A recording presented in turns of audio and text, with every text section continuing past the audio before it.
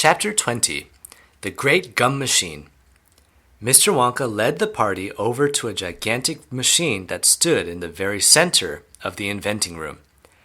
It was a mountain of gleaming metal that towered high above the children and their parents.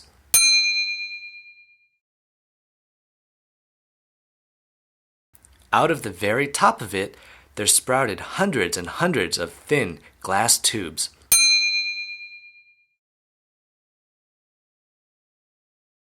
And the glass tubes all curled downwards and came together in a bunch and hung suspended over an enormous round tub as big as a bath.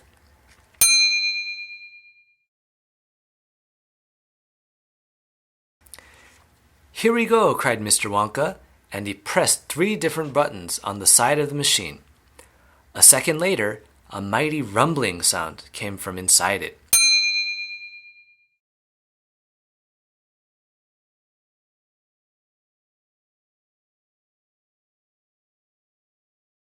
And the whole machine began to shake most frighteningly, and steam began hissing out of it all over.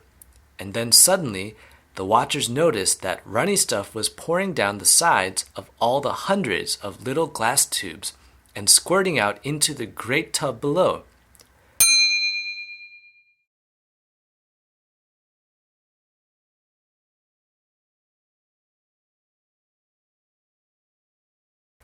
And in every single tube, the runny stuff was a different color, so that all the colors of the rainbow, and many others as well, came sloshing and splashing into the tub.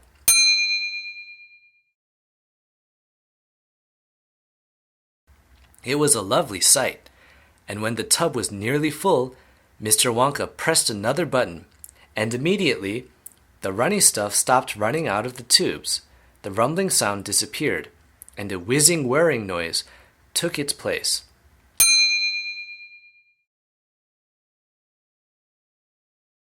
And then a giant whizzer started whizzing round inside the enormous tub, mixing up all the different colored liquids like an ice cream soda.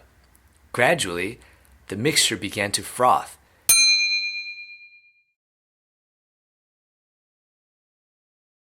It became frothier and frothier, and it turned from blue to white to green to brown to yellow, then back to blue again. "Watch," said Mr. Wonka. Click went the machine, and the whizzer stopped whizzing, and now there came a sort of sucking noise, and very quickly all the blue frothy mixture in the huge basin was sucked back into the stomach of the machine. There was a moment of silence. Then a few queer rumblings were heard.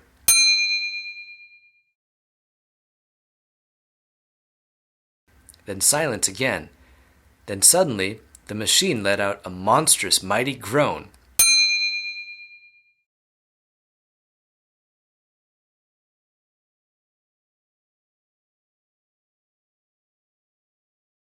And at the same moment, a tiny drawer,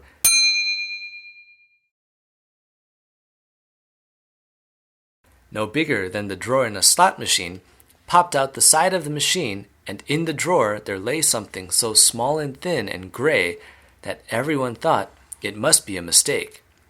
The thing looked like a little strip of gray cardboard.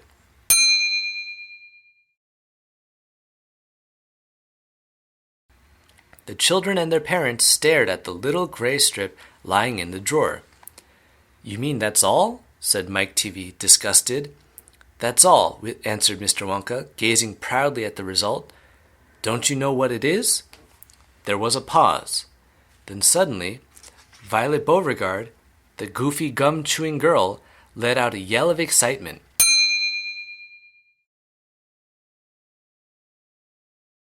"By gum, it's gum!" she shrieked. "It's a stick of chewing gum!" "Right you are!" cried Mr. Wonka, slapping Violet hard on the back.